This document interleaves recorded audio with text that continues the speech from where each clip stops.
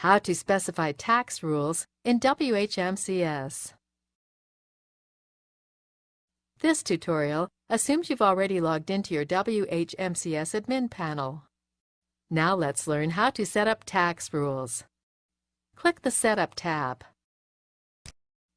Click Payments. Then click Tax Rules.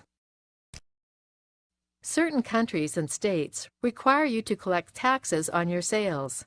WHMCS allows you to specify the tax rates on a regional basis. To enable tax support, check this box. You can choose whether you want your prices to include the tax already, inclusive, or have taxes added on top of your prices, exclusive. You can also choose whether or not domains, billable items, late fees, or custom invoices should be taxed.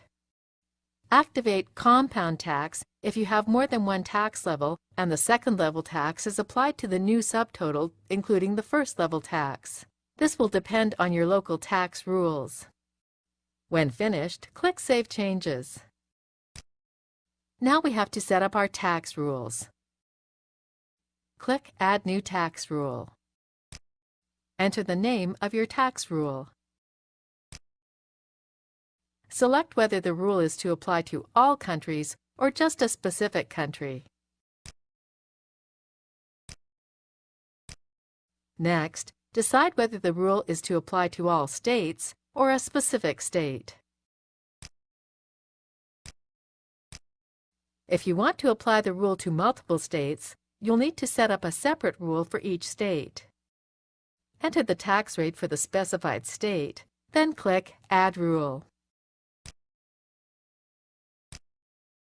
That's it. The tax rule has been set up. Repeat this process for any other countries or states you need to set up tax rules for. This is the end of the tutorial. You now know how to specify tax rules in WHMCS.